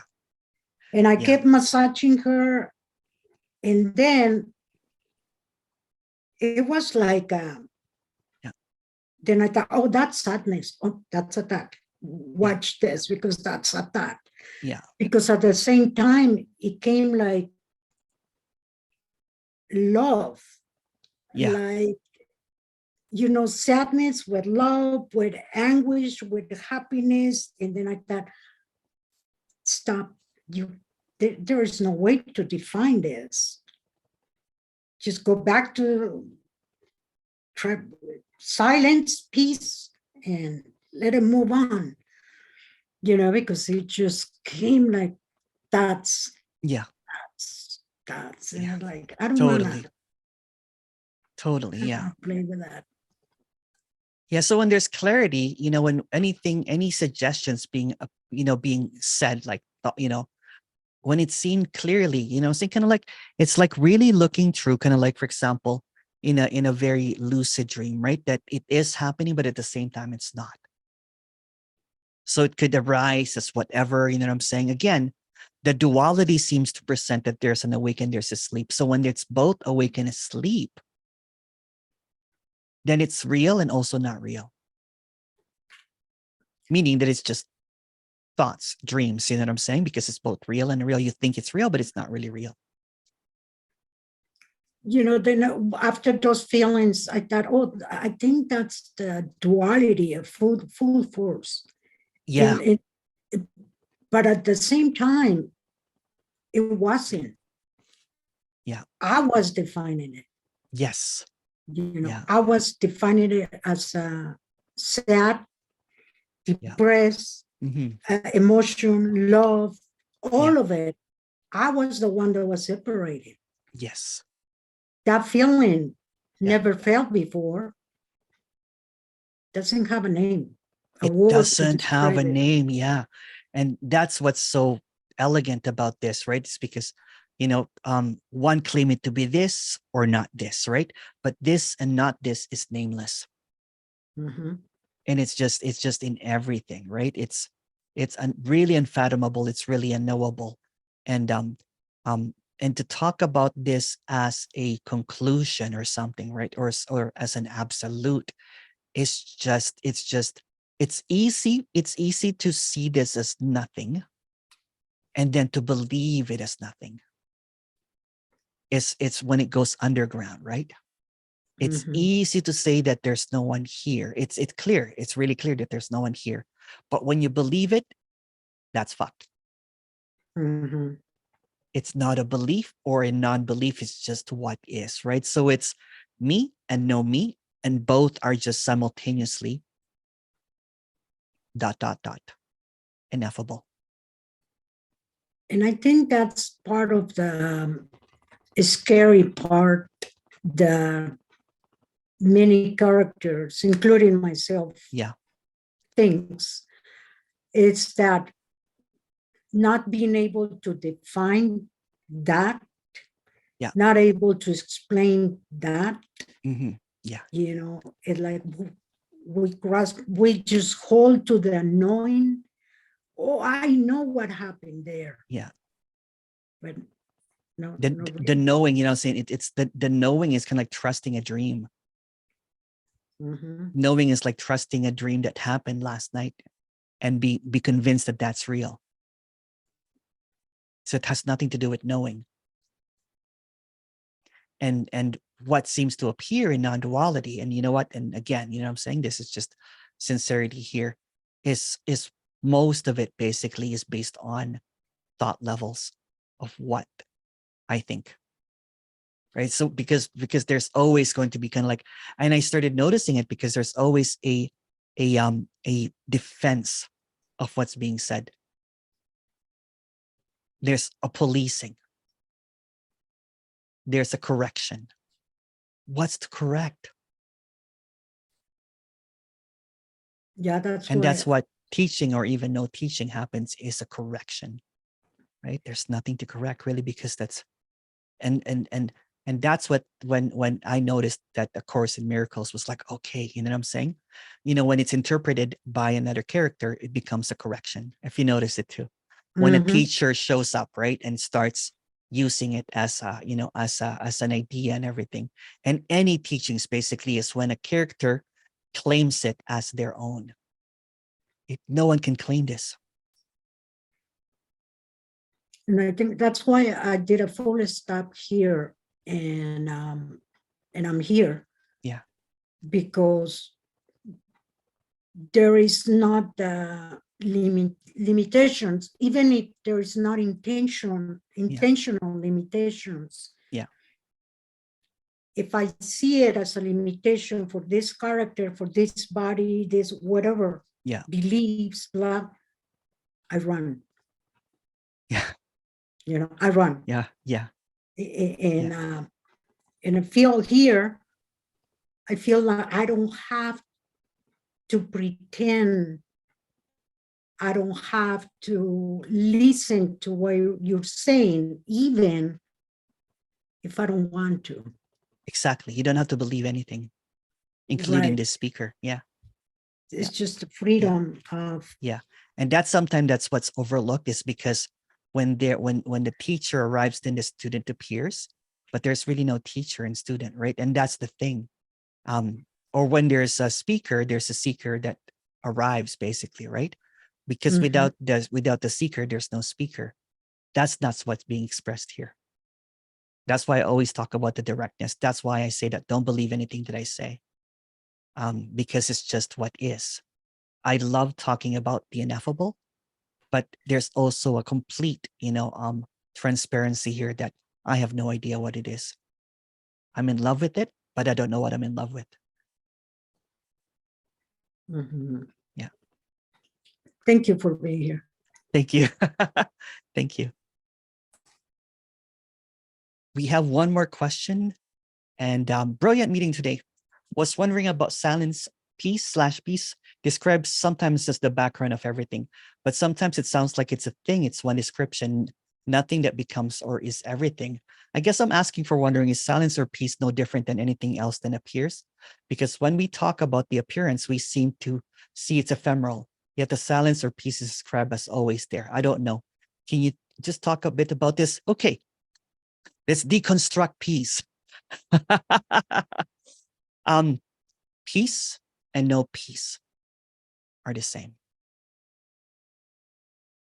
And that's unthinkable, right? Because you're like, how can what seems to appear as peace, because it's not idea. When it's mentioned that it's unthinkable, a peace that cannot be comprehended, the comprehension is that there's this peace, like the absence of everything, but there's also no peace, meaning that there's a flux of peace that appears as peace or no peace, and whatever it is.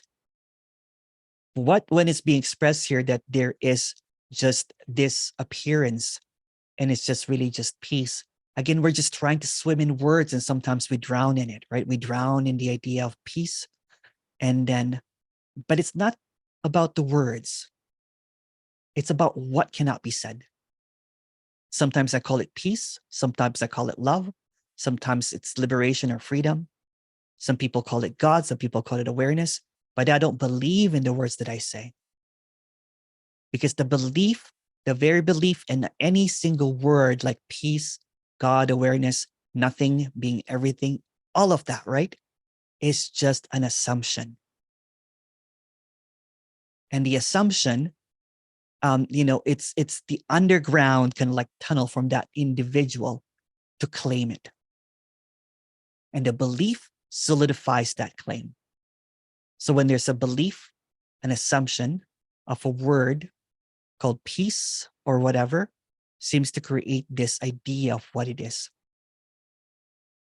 And there's nothing wrong with ideas. But the idea constructs that there is a knowing, an understanding, a belief, and there is an individual. So someone can say that there's no one here until it's blue in the face. But when it believes that becomes an idea. It becomes an individual claiming that there's no one here. And that's okay too.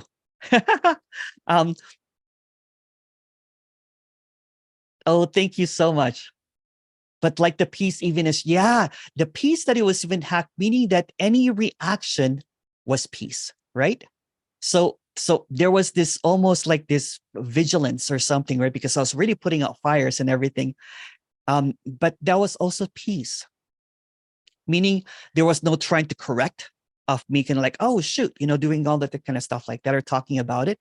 because I don't have a construct or an idea about what peace is. So everything that appears, for lack of a better word, is the ineffable appearing as whatever. I think that's the best way to end the meeting. Thank you so much, everyone.